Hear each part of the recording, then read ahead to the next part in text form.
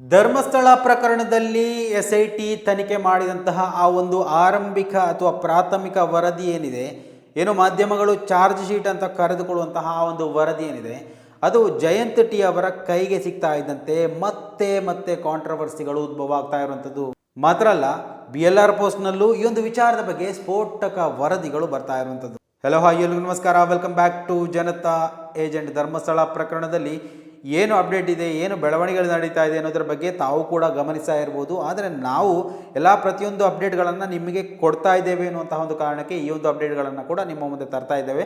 ನೆನ್ನೆ ದಿವಸ BLR post ಒಂದು ಸ್ಫೋಟಕ ವರದಿಯನ್ನು ಬಿಡುಗಡೆ ಮಾಡಿರುವಂಥದ್ದು. ಈ ಒಂದು ವಿಚಾರದ ಬಗ್ಗೆ ಜಯಂತ್ ಟಿ ಅವರು ಕೂಡ ಸ್ಪಷ್ಟೀಕರಣ ಕೊಟ್ಟಿದ್ದರು. ಆದರೂ ಕೂಡ ಈ ಒಂದು ಅಪ್ಡೇಟನ್ನು ನಿಮ್ಮ ಮುಂದೆ ನಾವು ತರುವಂತಹ ಪ್ರಯತ್ನವನ್ನು ಮಾಡ್ತೇವೆ. ಸೊ ಈ ಒಂದು ವಿಡಿಯೋವನ್ನು ನೀವು ಮೊದಲನೇ ಬಾರಿ ವೀಕ್ಷಣೆ ಮಾಡ್ತಾ ಇದ್ದರೆ ದಯವಿಟ್ಟು ಸಬ್ಸ್ಕ್ರೈಬ್ ಮಾಡ್ಕೊಂಡು ನೋಡಿ. ಮಾತ್ರವಲ್ಲ, ನಿರಂತರವಾದಂತಹ ಅಪ್ಡೇಟ್ಗಳೊಂದಿಗೆ ನಾವು ನಿಮ್ಮ ಮುಂದೆ ಬರ್ತಾ ಇರ್ತೇವೆ. ಧರ್ಮಸ್ಥಳದಲ್ಲಿ ದಾಖಲಾದಂತಹ ಪ್ರಕರಣ 39/2025 ಅಡಿಯಲ್ಲಿ ಚಿನ್ನಯ್ಯ ಅರೆಸ್ಟ್ ಆದಂತಹ ಸಂದರ್ಭ ಗೊತ್ತಿರ್ಬೋದು, ಅಥವಾ 5 ಇನ್ನಿತರ ಆರೋಪಿಗಳನ್ನು ಗುರುತಿಸಿಕೊಂಡಂತಹ ವಿಚಾರ ಇರ್ಬೋದು. ಸ್ಯಾಟಲೈಟ್ ಮೀಡಿಯಾಗಳೆಲ್ಲವೂ ಈ ಒಂದು ವಿಚಾರವನ್ನು ಪ್ರಸಾರ ಮಾಡಿದ್ವು.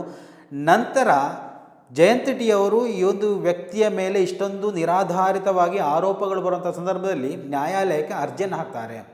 ತನಿಖಾಧಿಕಾರಿಗಳು ಏನು ಆರೋಪ ಪಟ್ಟಿ ಅಥವಾ ಪ್ರಾಥಮಿಕ ವರದಿಯನ್ನು ಸಲ್ಲಿಸಿದ್ದಾರೆ ಅದರ ಪ್ರತಿಗಳು ನಮಗೂ ಬೇಕು, ನಮ್ಮನ್ನು ವಿಚಾರಣೆ ಮಾಡಿದಂತಹ ವಿಚಾರ. ಸೊ ಆ ಒಂದು ಸಂದರ್ಭದಲ್ಲಿ ಅದನ್ನು ತಿಳಿದುಕೊಳ್ಳುವಂತಹ ಹಕ್ಕು ನಮಗೂ ಇದೆ ಎನ್ನುವಂತಹ ವಿಚಾರಕ್ಕೆ ಸಂಬಂಧಪಟ್ಟು ಅವರ ಪರ ದೊರೆರಾಜು ಅವರ ವಕೀಲರೊಂದಿಗೆ ನ್ಯಾಯಯುತವಾಗಿ ನ್ಯಾಯಾಂಗ ವ್ಯವಸ್ಥೆಯಲ್ಲಿ ಕಾನೂನುಬದ್ಧವಾಗಿ ಪಡ್ಕೊಂಡಂತಹ 1100 ಪುಟಗಳ ವರದಿ ಗಮನಿಸಿರ್ಬೋದು. ಆದರೆ ಇವತ್ತು ಸಾಮಾಜಿಕ ಜಾಲತಾಣದಲ್ಲಿ ಈ ವರದಿಗಳಲ್ಲದ ಬೇರೆ ಫೇಕ್ ವರದಿಗಳು ಕೂಡ ಶೇರ್ ಆಗ್ತಾ ಇದೆ.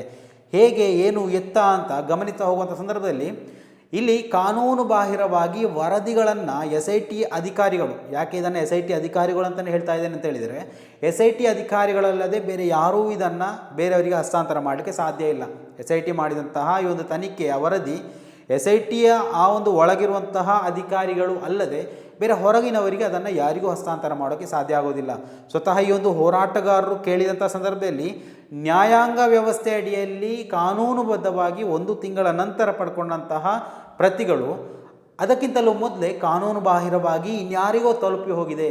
ಅಂದರೆ ನ್ಯಾಯಾಧೀಶರ ಸಹಿ ಸೀಲುಗಳಿಲ್ಲದಂತಹ ಪ್ರತಿಗಳು ಇವತ್ತು ಸಾಮಾಜಿಕ ಜಾಲತಾಣದಲ್ಲಿ ಹರಿದಾಡ್ತಾ ಇದೆ. ಅದು ಹೇಗೆ ಸಾಧ್ಯ ಎನ್ನುವಂತಹ ಪ್ರಶ್ನೆಗಳು ಇವತ್ತು ಉದ್ಭವ ಆಗಿರುವಂಥದ್ದು.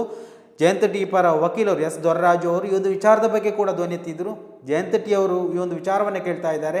ಗಿರೀಶ್ ಭಟ್ಟಣ್ಣವರು ತಮ್ಮ ಇನ್ಸ್ಟಾಗ್ರಾಮ್ ಖಾತೆಯಲ್ಲಿ ಈ ಒಂದು ವಿಚಾರದ ಬಗ್ಗೆ ಪ್ರಶ್ನೆ ಎತ್ತಿದ್ದಾರೆ. ಹಲವು ಸ್ಕ್ರೀನ್ಶಾಟ್ಗಳನ್ನು ಇಟ್ಟುಕೊಂಡು ಇದು ಹೇಗೆ ಸಾಮಾಜಿಕ ಜಾಲತಾಣದಲ್ಲಿ ಬಂತು, ಅಥವಾ ಮಾಧ್ಯಮಗಳಿಗೆ ಈ ಪ್ರತಿಗಳು ಯಾರು ಕೊಟ್ಟರು, ಹೇಗೆ ರವಾನೆ ಆಯಿತು ಎನ್ನುವಂತಹ ಪ್ರಶ್ನೆಗಳು ಕೇಳ್ತಾ ಇದ್ವು. ಅಂದರೆ ನ್ಯಾಯಾಧೀಶರು ಇಲ್ಲ, ಇದು ಆಗೋದಿಲ್ಲ, ಬೇರೆ ಪ್ರತಿ ಯಾರಿಗೂ ಕೊಡೋದಕ್ಕೆ ಬರೋದಿಲ್ಲ ಅಂತ ಮೇಲೆ ಅದು ಮಾಧ್ಯಮಗಳಿಗಾಗಿರಲಿ ಅಥವಾ ಇನ್ನಿತರ ಸಾಮಾಜಿಕ ಜಾಲತಾಣದಲ್ಲಿ ಯಾರಿಗೂ ಸಿಗುವಂತಹ ಯಾವ ರೈಟ್ಸು ಇರೋದಿಲ್ಲ. ಆದರೆ ಇದು ಹೇಗೆ ಸಾಮಾಜಿಕ ಜಾಲತಾಣದಲ್ಲಿ ಬಂತು, ಅದು ಕೂಡ ನ್ಯಾಯಾಧೀಶರ ಸಹಿ ಸಿಗ್ನೇಚರ್ ಇಲ್ಲದಂತಹ ಪ್ರತಿಗಳು ಹೇಗೆ ವೈರಲ್ ಆಗ್ತಾ ಇದೆ. ಮಾತ್ರವಲ್ಲ, ಕಂಪ್ಯೂಟರಲ್ಲಿ ಈ ಒಂದು ವಿಚಾರದ ಬಗ್ಗೆ ಟೈಪ್ ಮಾಡ್ತಾ ಇರುವಂತಹ ವಿಚಾರಗಳು ಕೂಡ, ಅಂದರೆ ಟೈಪ್ ಮಾಡ್ತಾ ಇರುವಂತಹ ವ್ಯಕ್ತಿ ಅದು ಯಾರು ಟೈಪ್ ಮಾಡಿದ್ರು ಅವರನ್ನು ಕೂಡ ವಿಚಾರಣೆ ಮಾಡಬೇಕು. ಯಾಕಂತ ಹೇಳಿದರೆ ಕಂಪ್ಯೂಟರ್ ಸ್ಕ್ರೀನ್ ಅಂದರೆ ಇರುವಂತಹ ಕೆಲವೊಂದು ಫೋಟೋಗಳು ಕೂಡ ಇವತ್ತು ಸಾಮಾಜಿಕ ಜಾಲತಾಣದಲ್ಲಿ ಲಭ್ಯ ಇರುವಂಥದ್ದು.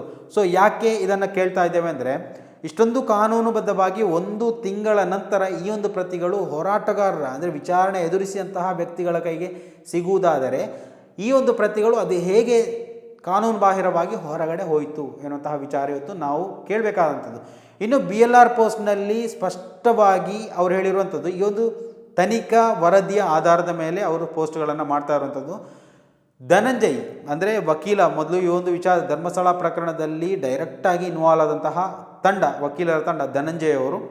ಸೊ ಧನಂಜಯ್ ಅವರ ಬಗ್ಗೆ ಹೇಳಬೇಕು ಅಂದರೆ ನಾವು ಲಾಯರ್ ಜಗದೀಶ್ ಅವರ ವಿಚಾರ ಕೂಡ ಮಾತಾಡಬೇಕಾಗುತ್ತೆ. ಧನಂಜಯ್ ಅವರು ಈ ಒಂದು ಪ್ರಕರಣದಲ್ಲಿ ಇನ್ವಾಲ್ವ್ ಆದ ಕಾರಣದಿಂದಲೇ ನಾವು ಕೂಡ ಈ ಒಂದು ಪ್ರಕರಣದ ಬಗ್ಗೆ ಮಾತಾಡೋಕ್ಕೆ ಬಂದ್ವಿ. ಅಷ್ಟೊಂದು ಸ್ಪಷ್ಟ ಮಾಹಿತಿ ಇರಬಹುದು ಅನ್ನೋಂತಹ ಒಂದು ಕಾರಣಕ್ಕೆ ನಾವು ಮಾತಾಡೋಕ್ಕೆ ಬಂದ್ರಿ ಅನ್ನುವಂತಹ ಒಂದು ಹೇಳಿಕೆಯನ್ನು ಕೊಟ್ಟಿದ್ದರು. ಸೊ ಅಷ್ಟು ವ್ಯಾಲ್ಯೂಯೇಬಲ್ ಪರ್ಸನ್ ಧನಂಜಯ್ ಅವರು ಇವತ್ತು ಈ ಒಂದು ಪ್ರಕರಣದಲ್ಲಿ ಎಲ್ಲೂ ಕಾಣಿಸ್ತಾ ಇಲ್ಲ. ಅವರು ಏನಾದರೂ ಏನು ಎತ್ತ ಅನ್ನೋದ್ರ ಬಗ್ಗೆ ಮಾಹಿತಿನೇ ಇಲ್ಲ.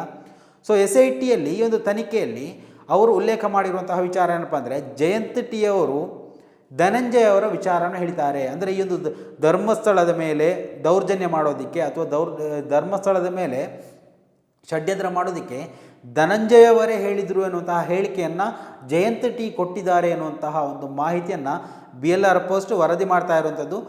ಈಗಾಗಲೇ ಈ ಒಂದು ವರದಿಯ ಬಗ್ಗೆ ತಮ್ಮ ಆ ಒಂದು ಪ್ರತಿಯಲ್ಲಿಯೂ ಇರುವುದರಿಂದ ಜಯಂತ್ ಟಿ ಅವರೇ ಈ ಒಂದು ವಿಚಾರದ ಬಗ್ಗೆ ಸ್ಪಷ್ಟೀಕರಣವನ್ನು ಕೂಡ ನಿನ್ನೆ ದಿವಸ ಕೊಟ್ಟಿದ್ದರು.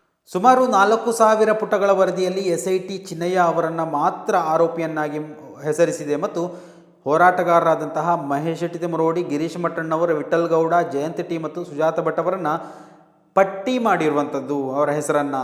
ಆದಾಗ್ಯೂ ತನಿಖಾ ತಂಡವು ವಕೀಲ KV ಧನಂಜಯ ಅವರನ್ನು ಆರೋಪಿಯನ್ನಾಗಿ ಹೆಸರಿಸಿಲ್ಲ, ಅವರ ವಿರುದ್ಧ ಯಾವುದೇ ಪುರಾವೆಗಳು ಕಂಡುಬಂದಿಲ್ಲ ಅಂತ ಹೇಳಿದೆ. ದೂರು ವರದಿಯನ್ನು ಸಲ್ಲಿಸುವ ಮೊದಲು SIT ವಕೀಲರಿಗೆ ನೋಟಿಸನ್ನು ನೀಡಿತ್ತು.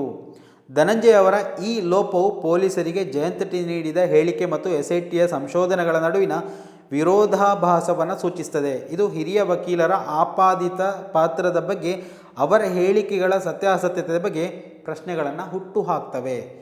ಚಿನ್ನಯ್ಯ ಮೊದಲು ದೂರು ನೀಡಿದಾಗ ಧನಂಜಯ್ಗೆ ಸಂಬಂಧಿಸಿದ ವಕೀಲರ ಗುಂಪು ಅವರನ್ನು ಪ್ರತಿನಿಧಿಸಿತು ಎಂಬುದನ್ನು ನೆನಪಿಸಿಕೊಳ್ಬಹುದು. ಅವರು ಮಾಧ್ಯಮಗಳಲ್ಲಿ ಚಿನ್ನಯ್ಯ ಅವರನ್ನು ಬೆಂಬಲಿಸಿ ಸಾರ್ವಜನಿಕವಾಗಿ ಮಾತಾಡಿದರು. ಆದಾಗ್ಯೂ ಚಿನ್ನಯ್ಯ ವಿರುದ್ಧದ SIT ಸುಳ್ಳು ಸಾಕ್ಷ್ಯ ಮತ್ತು ನಕಲಿ ದಾಖಲೆಗಳ ಆರೋಪದ ಮೇಲೆ ಪ್ರಕರಣ ದಾಖಲಿಸಿದ ನಂತರ ಕಾನೂನು ತಂಡವು ಪ್ರಕರಣದಿಂದ ದೂರ ಸರಿದಿರುವಂಥದ್ದು. ಧರ್ಮಸ್ಥಳ ದೇವಸ್ಥಾನದ ಆಡಳಿತ ಮಂಡಳಿಯ ವಿರುದ್ಧ ಅದರ ಪ್ರಮುಖ ಕಾರ್ಯನಿರ್ವಾಹಕರಾದಂತಹ ವೀರೇಂದ್ರ ಹೆಗ್ಗಡೆ ಮತ್ತು ಹರ್ಷೇಂದ್ರ ಹೆಗ್ಗಡೆ ಸೇರಿದಂತೆ ಕೆಲವು ವ್ಯಕ್ತಿಗಳ ಗುಂಪು ಸುಳ್ಳು ಮತ್ತು ದಾರಿ ತಪ್ಪಿಸುವ ದೂರುಗಳನ್ನು ಸಲ್ಲಿಸಲು ಸಂಚು ರೂಪಿಸಿದೆ ಅಂತ ಜಯಂತ್ ಅವರು ತಮ್ಮ ಪೊಲೀಸ್ ಹೇಳಿಕೆಯಲ್ಲಿ ಹೇಳಿರುವಂಥದ್ದು. ಇದು ರಿಪೋರ್ಟ್ ಬರ್ತಾ ಇರುವಂಥದ್ದು. ಆದರೆ ಜಯಂತ್ ಟಿ ಅವರು ಅದನ್ನು ಕೂಡ ಅಲ್ಲಗಳೆದಿರುವಂಥದ್ದು. ಅದು ತನಿಖಾಧಿಕಾರಿಗಳು ಸುಳ್ಳು ಹೇಳಿಕೆಯನ್ನು ಅಲ್ಲಿ ಬರೆದಿರುವಂಥದ್ದು ಅಂತ ನಿನ್ನೆ ಸ್ಪಷ್ಟಪಡಿಸಿರುವಂಥದ್ದು.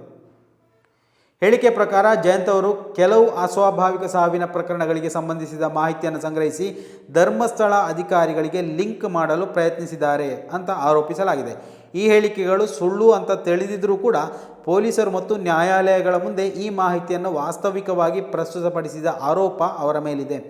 ಅಧಿಕಾರಿಗಳನ್ನು ದಾರಿ ತಪ್ಪಿಸುವ ಮತ್ತು ಖ್ಯಾತಿಗೆ ಕಳಂಕ ತರುವ ಸಾಮಾನ್ಯ ಉದ್ದೇಶದಿಂದ ಈ ಕ್ರಮಗಳನ್ನು ಕೈಗೊಳ್ಳಲಾಗಿದೆ ಅಂತ SIT ಹೇಳಿರುವಂಥದ್ದು.